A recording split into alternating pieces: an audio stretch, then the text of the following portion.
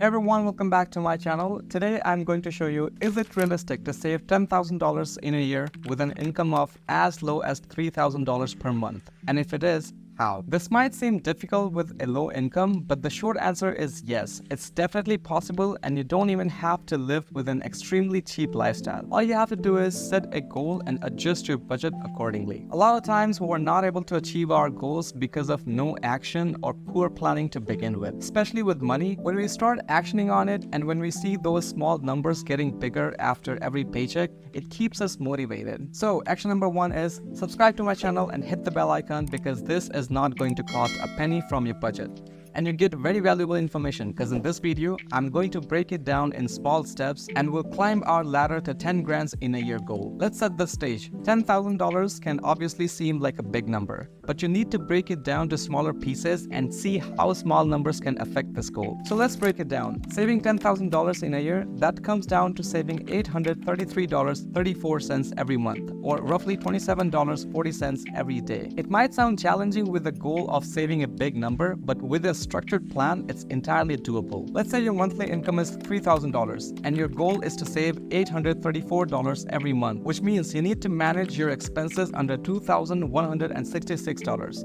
Now, how is that possible? Before we begin with that, let's address a few key points. Number 1, if you're making $3,000 every month, then I'm assuming you're renting out a place and you don't own a house, because it's not a very good financial decision to carry mortgage payment and maintenance costs for the house with this income. But if you do, well, then make sure your house pays its own payments, which means rent out extra space or your basement. This brings us to the next point. Let's address two big expenses first: housing and car payments. If you're someone making $3,000 per month, your housing cost, including utilities, should not exceed 35% of your income. This means your rent and utilities should not be over $1,050. And if your housing cost is higher than this, then it means you're living in a house which you can't afford, and you might want to consider moving to a more affordable place. Next is your car payments. Your car payment should ideally be around 10% of your income. I know, with car insurance skyrocketing, it's almost impossible. So here we'll cap it at 15%, which means your car payment should be around $450 a month.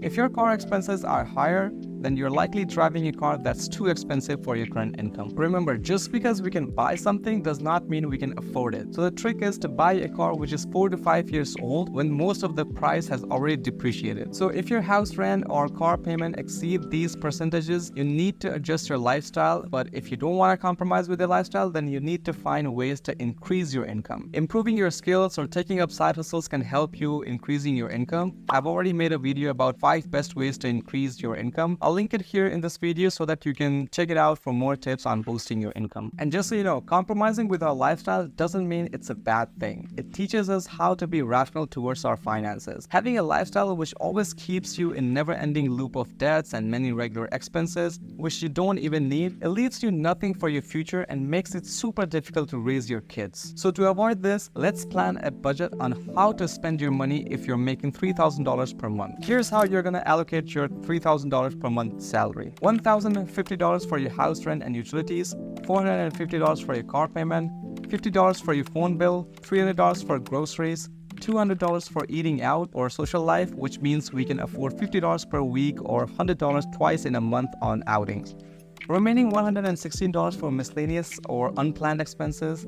This totals $2,166, leaving you with $834 to save each month, which translates to approximately $27.40 a day. And these monthly expenses are not unrealistic. My phone bill is $39. I pay around or less on my groceries. My car payment is a bit higher than this, since it was my first car in Canada and the insurance turned out to be a bit expensive. But then my house rent is below $1,000. Now, this is the goal that we have broken down into small steps, and all you need is to save $27.40 every day to achieve that $10,000 milestone. So let's implement a plan here. Step number 1 is track your expenses thoroughly. Use apps like Money Manager where you can input your income and expenses as they come and go. This way you'll be able to track exactly how much you're spending on eating outside or taking Uber rides to home. If these expenses don't fit in your budget, which we discussed earlier, then you need to cut them off. Which brings us to step number 2, which is cutting down on unnecessary expenses because every dollar counts. And the biggest daily expenses you can cut here is eating out every day. If you're someone who buys coffee with some breakfast sandwich on your way to work every day and goes out to Tim Hortons or Chipotle for lunch,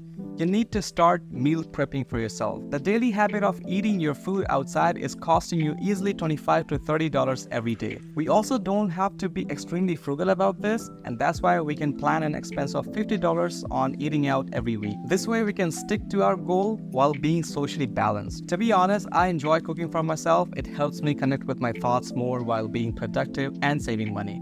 There's also a part of taking care of yourself, and outsourcing this job is not doing any good for you. Another big and unnecessary expense people usually have are subscriptions. According to this article by Yahoo Finance, the average consumer pays nearly $1,000 a year for subscriptions. The huge rise in the number of streaming services has created a dynamic where you need multiple subscriptions to watch the content you want. And that can quickly add up. There are so many streaming platforms nowadays, and these can easily cost you $50 to $20 per platform every month, which means if you have subscription to, let's say, Netflix, Disney, Hulu, HBO, it can cost you around $60 to $100 every month. Cutting down on those subscriptions can easily save around $1,000 every year. The only subscription I think is worth its money for me is YouTube Premium, because this is the platform where I get to enjoy entertaining contents, music, and especially because I get to learn from educational videos. Step number 3 is automating your savings. Set up an automatic transfer to your savings account as soon as you receive your paycheck.